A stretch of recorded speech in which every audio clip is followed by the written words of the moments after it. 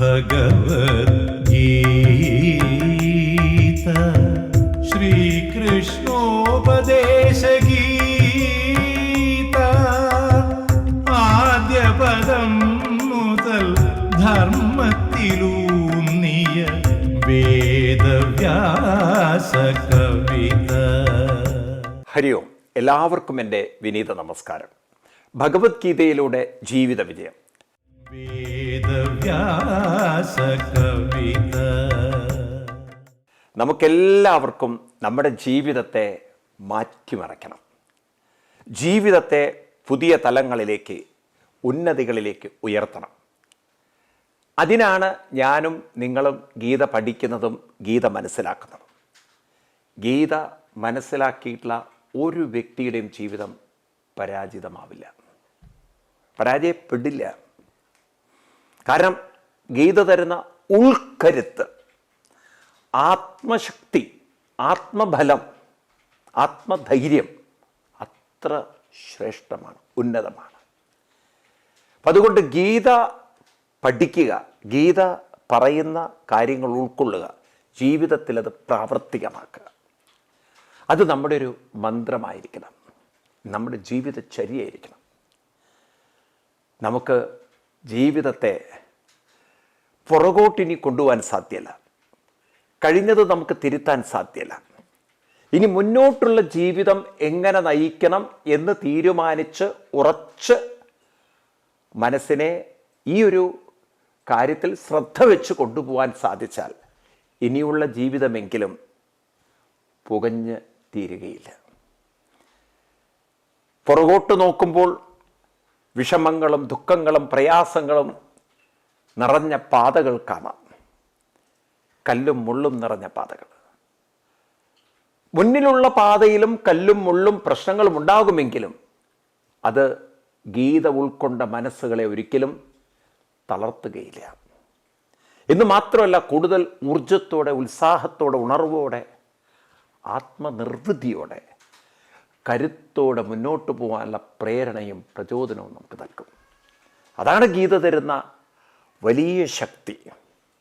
അതുകൊണ്ട് ഈ ഉൾക്കരുത്തിൻ്റെ ശാസ്ത്രം, മനോബലത്തിൻ്റെ മാർഗരേഖ നമുക്ക് വശത്തിലാക്കാം. നമ്മുടെ ജീവിതം ഒരിക്കലും പാഴായി എന്നോ പാഴായി പോകുന്നു എന്നോ വിഷമങ്ങളും ദുഃഖങ്ങളും നിറഞ്ഞാണെന്നോ പറഞ്ഞ് നടക്കരുത്.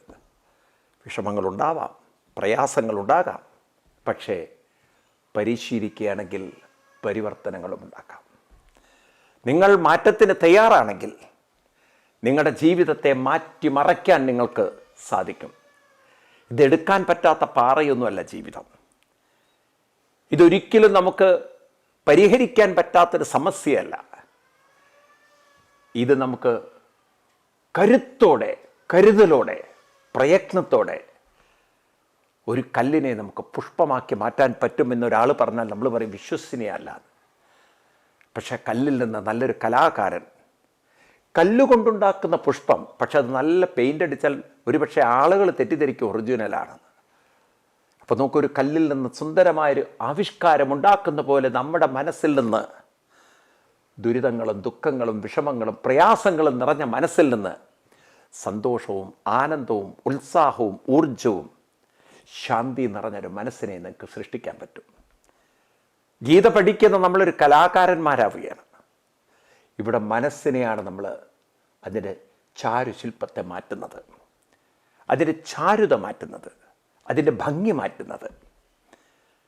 ഒരു കാലത്ത് പൊടിയും അഴുക്കും പിടിച്ച സാധനം, അതായത് ദുഃഖത്തിൻ്റെയും വിഷമത്തിൻ്റെയും പ്രയാസങ്ങളുടെയും പരാജയത്തിൻ്റെയും പൊടികളും അഴുക്കും പിടിച്ച സാധനം ഇന്ന് വിശിഷ്ടമായൊരു ശക്തി വിശേഷമാക്കി നല്ല ഭംഗിയുള്ളൊരു കാഴ്ചയാക്കി മാറ്റാൻ നമുക്ക് സാധിക്കും. അപ്പം നമ്മളിലെ കലാകാരൻ ഉണരാൻ തയ്യാറാണെങ്കിൽ, ഒരു കലാസൃഷ്ടി വൈഭവം നമുക്ക് ഉണർത്താൻ സാധിക്കുകയാണെങ്കിൽ മനസ്സിനെ നമുക്കൊരു പുതിയ ആവിഷ്കാരത്തിലൂടെ ഉണർത്തിയെടുക്കാൻ സാധിക്കും. അതുകൊണ്ട് ഇവിടെ നിരാശരാവേണ്ടതില്ല, ഇവിടെ പുറകോട്ട് നോക്കേണ്ടതില്ല, അന്ധമായി മുന്നോട്ട് ജീവിക്കുകയും വേണ്ട.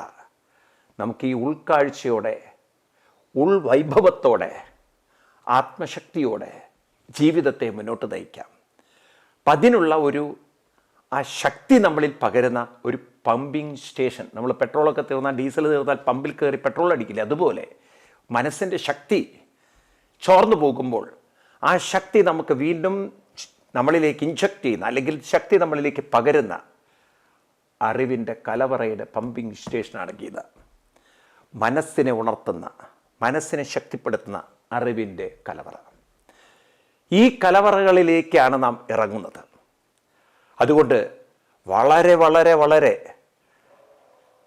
അനുഗ്രഹീതരായവർക്ക് മാത്രമേ ഈ ഉൾജ്ഞാനം, പ്രജ്ഞ നേടിയെടുക്കാൻ പറ്റുള്ളൂ.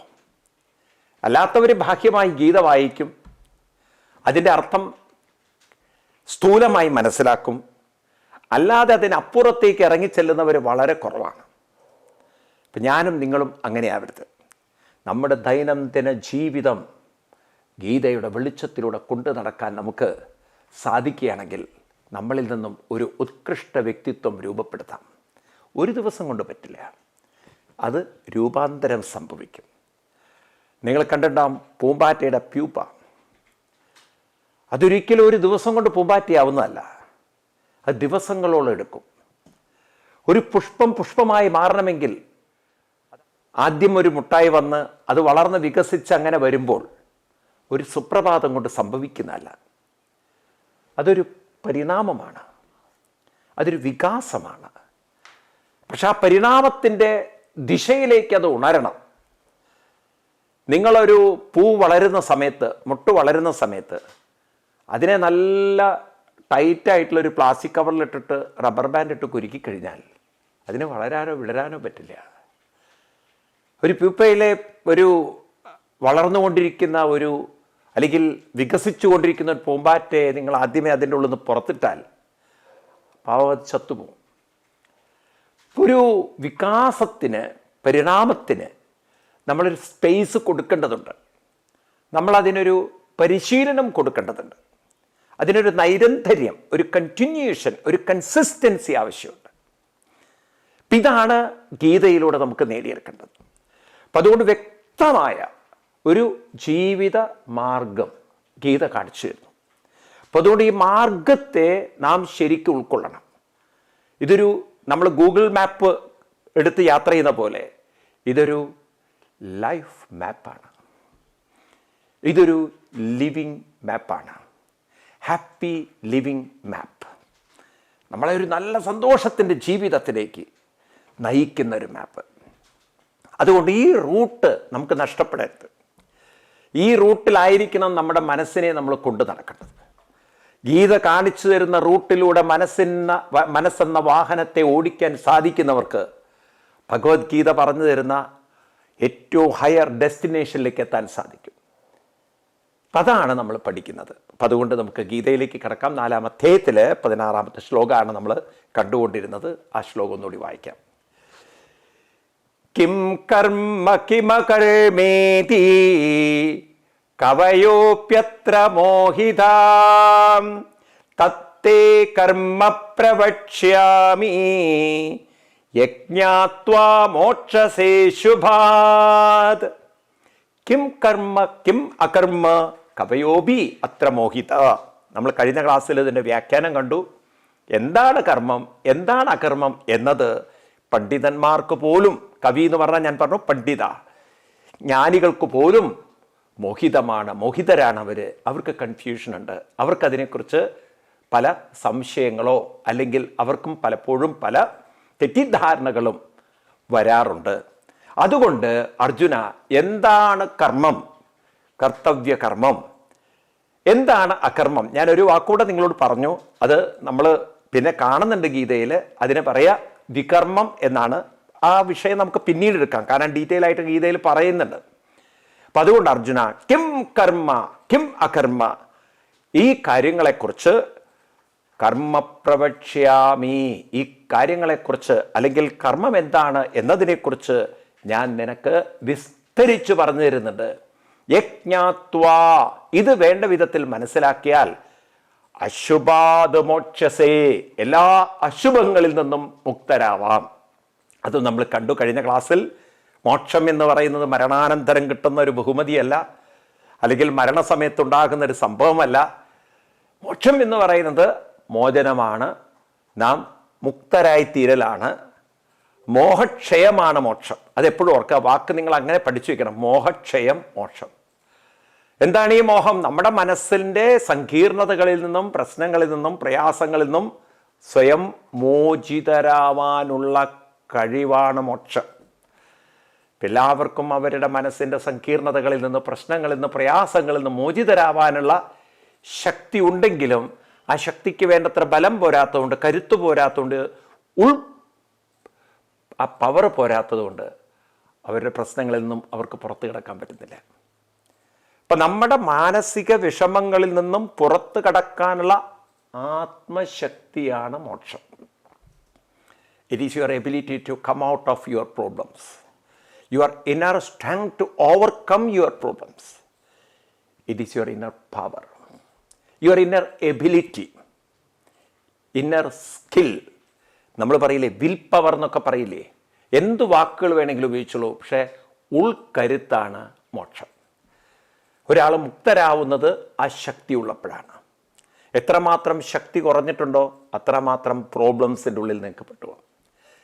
ഇപ്പം നമ്മളൊരു കൊച്ചു കുഞ്ഞിന് മേല് ഇത്തിരി കട്ടിയുള്ള പുതപ്പൊക്കെ മൂടി ആ കുട്ടിയെ നമ്മളിങ്ങനെ കളിക്കുന്ന സമയത്ത് അതിനെ ആ പുതപ്പിൻ്റെ ഉള്ളിലിട്ട് അങ്ങനെ അതിനെ ചുറ്റി കറക്കി കഴിഞ്ഞാൽ, അല്ലെങ്കിൽ അതിൽ കുരുക്കിയിട്ട് കഴിഞ്ഞാൽ കുട്ടിക്ക് പുറത്തു വരാൻ പറ്റില്ല. എന്നാൽ കുറച്ചുകൂടി പ്രായമുള്ള ഒരാളെയാണ്, കുട്ടിയാണ് നമ്മൾ പുതപ്പിൻ്റെ നല്ല കട്ടിയുള്ള നമ്മൾ ഈ കമ്പിളി പോലുള്ള സാധനങ്ങളൊക്കെ ഇങ്ങനെ കുരുക്കിയിട്ട് കഴിഞ്ഞാൽ അത് തട്ടിക്കുടഞ്ഞ് പുറത്തു വരും. ഇപ്പോൾ ഒരു ചെറിയ കുട്ടിക്ക് അതിൽ നിന്ന് പുറത്ത് കിടക്കാനുള്ള ശക്തിയില്ല. ഇതുപോലെയാണ് നമ്മൾ ഓരോരുത്തരും ചില പ്രശ്നങ്ങളിൽ പെട്ടുപോയാൽ. പറയാൻ വളരെ എളുപ്പമാണെങ്കിലും പ്രയാസകരമാണ് ചില സന്ദർഭങ്ങൾ. കാരണം ചില ചുഴികളിൽ പെട്ടുപോകുന്ന ഇലകളെപ്പോലെ. എത്ര നീന്തൽ അറിയുന്നവനാണെങ്കിലും ചുഴിയുടെ ഗാംഭീര്യം അല്ലെങ്കിൽ ചുഴിയുടെ തീവ്രത അവരുടെയും സകല ശക്തിയും ചോർത്തിക്കളയും. അതിന് പുറത്ത് കിടക്കാൻ പറ്റില്ല. എത്ര വലിയ ധൈര്യമുണ്ടെന്ന് പറയുന്ന ആൾക്ക് പോലും പല പ്രശ്നങ്ങളെയും പെട്ടെന്ന് മറികടക്കാൻ പറ്റില്ല. അപ്പം അതുകൊണ്ട് നാം ദൈനംദിന ജീവിതത്തിൽ ഈ ഉൾക്കരുത്ത് നേടിക്കൊണ്ട് പോവാൻ സാധിച്ചാൽ ഭാവിയിൽ ആത്മധൈര്യമുള്ള, ആത്മബലമുള്ള, ആത്മശക്തിയുള്ള ഒരു മനസ്സിനെ നമുക്ക് രൂപപ്പെടുത്താൻ സാധിക്കുകയാണെങ്കിൽ എവിടെയാണ് പിന്നെ നമ്മളെ അലട്ടുന്ന പ്രശ്നങ്ങളായിത്തീരുന്നത്? ശക്തിയില്ലാത്തവൻ ദുരിതത്തിലാണ്. ആത്മശക്തിയുള്ളവൻ, മനോബലമുള്ളവൻ, മനോധൈര്യമുള്ളവൻ എന്നും വിജയത്തിലുമാണ്. അപ്പം അതുകൊണ്ട് അർജുന, നിൻ്റെ ഉള്ളിൽ ആത്മശക്തി വികസിപ്പിക്കാനുള്ള കർമ്മത്തിൻ്റെ മാർഗങ്ങൾ അല്ലെങ്കിൽ അതിൻ്റെ വഴികൾ നിനക്ക് ഞാൻ വ്യക്തമായി പറഞ്ഞുതരാം. നമ്മൾ കഴിഞ്ഞ ക്ലാസ്സിൽ കണ്ടു, കർമ്മം എന്ന് പറഞ്ഞാൽ ചലനമാണ്. ഇപ്പം ഇവിടെ ചലനം എന്ന് പറയുമ്പോൾ നമ്മൾ പൊതുവെ കാണുന്നത് സ്ഥൂലതലത്തിലുള്ള ചലനങ്ങളാണ്. ഞാൻ പറയും ഭൂമി ചലിക്കുന്നു, അല്ലെങ്കിൽ നമ്മുടെ തലത്തിൽ നോക്കുകയാണെങ്കിൽ സൂര്യൻ കിഴക്കുദിച്ച് പടിഞ്ഞാറ് അസ്തമിക്കുന്നു, രാത്രിയിൽ ചന്ദ്രനെ കാണുന്നു, നക്ഷത്രങ്ങളെ കാണുന്നു, ചുറ്റുമുള്ള ചെടികളും മരങ്ങളൊക്കെ വളരുന്നു, മൃഗങ്ങൾ വളരുന്നു, മനുഷ്യൻ വളരുന്നു. ഇതൊക്കെയാണ് നമ്മൾ കാണുന്ന ചലനം. പിന്നെ ഫാക്ടറികൾ അവിടെ ഇവിടെ, പുഴയിലെ വെള്ളം ഒഴുകുന്നു, ഇങ്ങനെ പലതും നമ്മൾ കാറ്റടിക്കുന്നൊക്കെ നമ്മൾ ഫീൽ ചെയ്യുന്നുണ്ട്. മനുഷ്യ ശരീരവും വളരുന്ന നമ്മൾ കാണുന്നുണ്ട്. പക്ഷെ ചലനം കേവലം സ്ഥൂലതലത്തിൽ കണ്ടാൽ നമുക്ക് നഷ്ടപ്പെടുന്നത് ആത്മശക്തിയും ആത്മധൈര്യവും ആത്മവീര്യവുമാവും. ഈ ചലനം നമ്മുടെ ഉള്ളിലും സംഭവിക്കുന്നുണ്ട്. പക്ഷേ അത് യഥാർത്ഥ താളത്തിലാണോ എന്നതേ ഉള്ളൂ ചോദ്യം. ഇപ്പം നിങ്ങൾ ഞാൻ പറയണത് ശ്രദ്ധിക്കുക. ഇപ്പം നിങ്ങളുടെയൊക്കെ വീട്ടിൽ വെള്ളം പമ്പ് ചെയ്യുന്ന മോട്ടറുകളുണ്ട്. അപ്പം അത്തരം മോട്ടറുകളിലെ കണക്ഷൻ അങ്ങോട്ടും ഇങ്ങോട്ടും ഒന്ന് മാറിപ്പോയാൽ മോട്ടർ കിടന്ന് കറങ്ങും, പക്ഷെ വെള്ളം കയറില്ല. അപ്പം അവിടെ ചലനമുണ്ട്, പ്രയോജനമില്ല. ഇതുപോലെ തന്നെ നമുക്ക്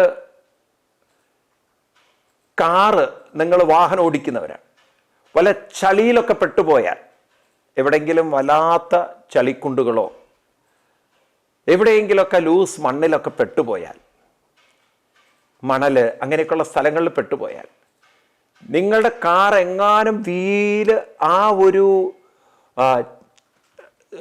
ചതുപ്പ് സ്ഥലത്ത് അങ്ങനെ കുരുങ്ങിക്കിടന്നാൽ അവിടെ കിടന്നത് കറങ്ങിക്കൊണ്ടിരിക്കുന്നല്ലാതെ അത് മുന്നോട്ട് പോവില്ല. അതും ചലനമാണ്. ഒരു വേൾപൂളും ഒരു ചുഴിയും ചലനമാണ്. അതിൽ കിടന്നത് എന്താണോ, ഇലയായാലും ശരി എന്തായാലും ശരി, അതിൽ തന്നെ കിടന്ന് അത് കറങ്ങുകയാണ്. അതും ചലനമാണ്. അപ്പൊ ചലനം എന്ന് പറയുമ്പോൾ 2 തരം ചലനങ്ങളുണ്ട്, അല്ലെങ്കിൽ 3 തരം ചലനങ്ങൾ നമുക്ക് പറയാം. ഒന്നാമത്തെ ചലനം എന്ന് പറയുന്നത് സ്ഥൂല തലത്തിലുള്ള ചലനം. അതങ്ങനെ അനസ്യൂതം നടക്കുന്നുണ്ട്. ഇപ്പം നമ്മുടെ ശരീരം വളരുന്നു, ചെടികളും മരങ്ങളൊക്കെ വളർന്നു വരുന്നുണ്ട്, ഭൂമി കറങ്ങുന്നു, അത് സ്ഥൂല തലത്തിലുള്ള ചലനം. രണ്ടാമത്തെ ചലനമാണ് മാനസിക തലത്തിലുള്ള ചലനം. രാവിലെ നമ്മൾ ഉണരുന്നു, പല വികാരങ്ങളും വിചാരങ്ങളും വരുന്നു, നമ്മൾ പ്രവർത്തിക്കുന്നു. എല്ലാവരുടെ മനസ്സിലും ചലനം എന്ന് പറഞ്ഞാൽ ഇവിടെ വികാര വിചാരങ്ങൾ ഉണർന്നു വരൽ. ഇനി മൂന്നാമത്തെ ചലനം എന്ന് പറയുന്നത് ഈ വികാര വിചാരങ്ങൾ താളാത്മകം അല്ലാതെ ആയാൽ എന്തായിരിക്കും അവസ്ഥ, താളാത്മകമായാൽ എന്തായിരിക്കും അവസ്ഥ. അത് താളാത്മകമല്ലെങ്കിൽ അത് ചലിക്കുന്നത് എപ്പോഴും പുറകോട്ടായിരിക്കും, മുന്നോട്ടല്ല. എന്ന് വെച്ചാൽ ഒരു വിഷമം നമ്മൾ മനസ്സിൽ തട്ടിക്കഴിഞ്ഞാൽ വിഷമത്തിൽ തന്നെ അത് കറങ്ങുന്നുവെങ്കിൽ അതിൻ്റെ ചലനം പുറകോട്ടാണ്. അപ്പൊ ദുഃഖം, വിഷമം, ഭയം, അസ്വസ്ഥതകൾ, അത്തരം മനസ്സുകൾ ചലിക്കുന്നത് എപ്പോഴും പുറകോട്ടാണ്. ഇംഗ്ലീഷിൽ അതാ പറയുക, you are brooding over your problems. അങ്ങനെ അവനവൻ്റെ പ്രോബ്ലത്തിൽ അതങ്ങനെ കറങ്ങുന്നു, പുറകോട്ട് കറങ്ങും. ഈ പുറകോട്ട് കറങ്ങുന്ന കറക്കത്തെ നമ്മളിനി മുന്നോട്ടാക്കിയെടുക്കുന്ന ആ കർമ്മമുണ്ടല്ലോ, ആ ടെക്നിക്കാണ് നമ്മൾ പഠിക്കേണ്ടത്. പുറകോട്ട് പോകുന്ന ഒരു മനസ്സിനെയാണ് നമ്മൾ ഡിപ്രസീവ് മൈൻഡ്, ഫ്രസ്ട്രേറ്റഡ് മൈൻഡ് എന്നൊക്കെ വിളിക്കുന്നത്. ഈ ടെൻഷൻ, സ്ട്രെസ്, ഫ്രസ്ട്രേഷൻ, ഡിപ്രഷൻ തുടങ്ങിയ ഒരുപാട് നെഗറ്റീവ് വാക്കുകളൊക്കെ പറയുന്ന ആളുകളുടെ മൈൻഡ് പുറകോട്ടാണ് ചലിക്കുന്നത്. എപ്പോഴും ഓർക്കുക, അത് മുന്നോട്ടല്ല പോകുന്നത്. പുറകോട്ട് ചലിക്കുന്ന മനസ്സ് ഉള്ളിൽ കൂടുതൽ സംഘർഷങ്ങളും അസ്വസ്ഥതകളും കൂടുതൽ ആരോഗ്യ പ്രശ്നങ്ങളും ഉണ്ടാക്കും. മുന്നോട്ട് ചലിക്കുന്ന മനസ്സ് അത് കൂടുതൽ വിശാലതയും മനസ്സിന് സ്വസ്ഥതയും ശാന്തതയും ഉണ്ടാക്കും. അപ്പം നമ്മുടെ ശരീരം പ്രകൃതി നിയമങ്ങൾക്കനുസരിച്ച്, പ്രകൃതി സ്വഭാവങ്ങൾക്കനുസരിച്ച് വളരുന്നു. അതുപോലെ നമ്മുടെ മനസ്സ് മുന്നോട്ട് ചലിക്കണോ പിന്നോട്ട് ചലിക്കണോ, ഇതൊന്ന് റീസെറ്റ് ചെയ്തെടുക്കണം. പിന്നോട്ട് ചലിക്കുന്ന മൈൻഡിനെ ഒന്ന് മുന്നോട്ട് ചലിക്കുന്ന മനസ്സാക്കി റീസെറ്റ് ചെയ്യുക. അതാണ് ഗീത ചെയ്തു തരുന്നത്. നിങ്ങൾ പല രാഷ്ട്രീയക്കാരിലും കാണും, അവരിങ്ങനെ പ്രസംഗിക്കുന്ന സമയത്ത് 957 ഇവിടെ എന്ത് സംഭവിച്ചു, 947 എന്ത് സംഭവിച്ചു. അപ്പോൾ ഒരു കുട്ടി എണീറ്റിട്ട് പറഞ്ഞു, ഞാൻ അന്ന് ജനിച്ചിട്ടേ ഇല്ല എന്ന്. കാരണം 47-ലും 57-ലും എന്തൊക്കെയോ നടന്നു എന്ന് പറഞ്ഞ് ആളുകളുടെ മനസ്സിനെ മുഴുവൻ പുറകോട്ട് മുന്നോട്ട് നയിക്കില്ല. സിന്ദാബാദ് വിളിക്കുമ്പം പറയും മുന്നോട്ടെന്ന്, പക്ഷെ പ്രസംഗം മുഴുവൻ പുറകോട്ടാണ്. നിങ്ങൾ ഏതെങ്കിലും രാഷ്ട്രീയ നേതാവ് പ്രസംഗിക്കുന്നത് കേട്ടിട്ടുണ്ടോ? ഞാൻ കേട്ടില്ല, വളരെ അപൂർവം. ഒരുപക്ഷെ നരേന്ദ്രമോദിജിയെ പോലുള്ള കുറച്ച് ആളുകൾ പ്രസംഗിക്കുന്നത് കേട്ടിട്ടുണ്ടാവും. ഇനി നമുക്ക് ചെയ്യാനുള്ള പ്രൊജക്റ്റുകൾ എന്താണ്, ഇനി ചെയ്യാനുള്ള വികാസങ്ങൾ എന്തൊക്കെയാണ്, ഇനി നമ്മൾ ചെയ്യാൻ പോകുന്ന കാര്യങ്ങൾ എന്തൊക്കെയാണ്, മുന്നോട്ടാണ്.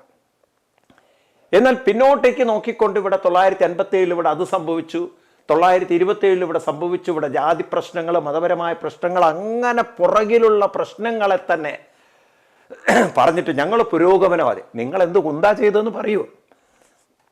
നിങ്ങൾക്ക് എന്ത് ചെയ്യാൻ പറ്റിയിട്ടുണ്ട്, എന്ത് വികാസമുണ്ടാക്കിയിട്ടുണ്ട്, ഒക്കെ വെറും ഒന്നും പറയാനില്ല. മുന്നോട്ട് നോക്കാനോ മുന്നോട്ട് പറയാനോ ഇല്ലാത്തവരാണ് പിന്നോട്ട് നോക്കുന്നത്. പക്ഷേ ഈ പിന്നോട്ട് നോക്കിയവരുടെ അനുയായികളാണ് ലോകത്തിൽ ഏറ്റവും കൂടുതൽ. മുന്നോട്ട് നോക്കുന്ന ആളുകളുടെ അനുയായികൾ കാലം കൊണ്ട് രൂപപ്പെടും. കാരണം ഒരു ദിവസം മനസ്സിലാവും നമ്മൾ പുറകോട്ടാണ്. ഞാനൊരു കഥ പറഞ്ഞു കേട്ടിട്ടുണ്ട്. ഒരു രാജ്യത്തിലെ രാജാവ് അദ്ദേഹം അന്ധനായി. അപ്പം അദ്ദേഹം അന്ധനായപ്പോൾ അദ്ദേഹത്തിൻ്റെ ആളുകൾ തീരുമാനിച്ചു, രാജാവ് അന്ധനായാൽ പ്രജകൾ കണ്ണു തുറന്നു കഴിഞ്ഞാൽ പ്രശ്നമാണ്. അപ്പം അതുകൊണ്ട് ഇദ്ദേഹത്തിൻ്റെ കുറേ മന്ത്രിമാർ പ്രജകളുടെയൊക്കെ കണ്ണ് നശിപ്പിക്കാൻ തുടങ്ങി. ഒരു പ്രത്യേക മരുന്ന് കണ്ണിലേക്ക് ഒഴിച്ച് പച്ച മരുന്നുകളിൽ നിന്നൊക്കെ എടുത്ത് ആളുകളുടെ കാഴ്ച നഷ്ടപ്പെടുത്തും. അപ്പം രാജ്യം മുഴുവൻ അന്ധന്മാരുടെ രാജ്യമായി. അപ്പം ഈ രാജാവിൻ്റെ ശിങ്കിടികൾക്ക് കട്ടുമൊട്ടിച്ച് അവരുടെ ജീവിതം കൊണ്ടു നടക്കാൻ പറ്റി. അങ്ങനെ ഇരിക്കെ ഒരു കുട്ടി ജനിച്ചപ്പോൾ ആ അമ്മ കുട്ടിയെയും കൊണ്ട് അവിടെ സ്ഥലം വിട്ടു. കുട്ടിയെയും കൊണ്ട് സ്ഥലം വിട്ടിട്ട് ആ കുട്ടിയെ കണ്ണു തുറന്ന് വളർത്താൻ വേണ്ടിയിട്ട് അമ്മ ശ്രമിക്കുകയാണ്. അങ്ങനെ കുട്ടിക്ക് കാഴ്ച കിട്ടി. കുട്ടിക്ക് മനസ്സിലായി ഇത് മുഴുവൻ ഈ മന്ത്രിമാർ ചെയ്ത പണിയാണ്. രാജാവ് അന്ധനായതുകൊണ്ട്, ധൃതരാഷ്ട്രരെ പോലെ അന്ധനായതുകൊണ്ട് പ്രജകളുടെ കണ്ണിലൊക്കെ ജനിച്ചാൽ ഉടനെ മരുന്ന് ഒഴിക്കുക, കാഴ്ച നഷ്ടപ്പെടുന്ന. കാരണം ഇവർക്ക് കട്ടുമുടിക്കണം. ഈ കുട്ടി അത് തിരിച്ചറിഞ്ഞ് ഈ കുട്ടിക്ക് തോന്നി എൻ്റെ രാജ്യത്തെ രക്ഷിക്കണമെന്ന്. അങ്ങനെ കുട്ടി ആദ്യം ചെയ്തതെന്താന്ന് വെച്ച് കഴിഞ്ഞാൽ പ്രജകളെ ബോധവൽക്കരിക്കാൻ തുടങ്ങി. നോക്കൂ, കാഴ്ച പോയതല്ല, നിങ്ങൾക്ക് കാഴ്ച ഇല്ലാത്തവരല്ല, ഒരു കാഴ്ചയുണ്ട്, അത് നശിപ്പിച്ചതാണ്. ഈ ലോകത്തെ നിങ്ങൾക്ക് കാണാനുള്ള കഴിവുണ്ട്.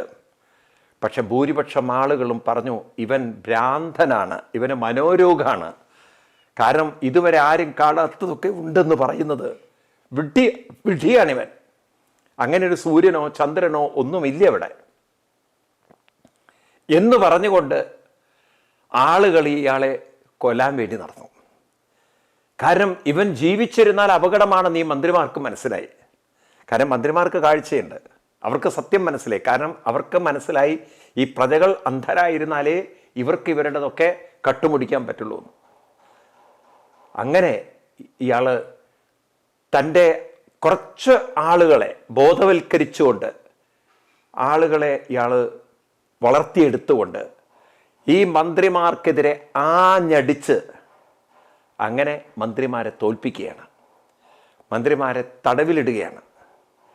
അതിനുശേഷം ഇയാൾ ജനിക്കുന്ന എല്ലാ കുട്ടികളുടെയും കണ്ണുകൾ സംരക്ഷിച്ചുകൊണ്ട് ആരുടെ കണ്ണിലും ആ മരുന്നിന് വീഴാതിരിക്കാൻ കഴിയുന്നത്ര ശ്രമിച്ചുകൊണ്ട് അങ്ങനെ അന്ധതയില്ലാത്തൊരു ലോകത്തെ സൃഷ്ടിച്ചപ്പോൾ കണ്ണ് തുറന്നവർ വിളിച്ചു പറഞ്ഞു, ശരിയാണ്, ഇവിടെ ഒരു ലോകമുണ്ട്, സുന്ദരമാണ്, മനോഹരമാണ്.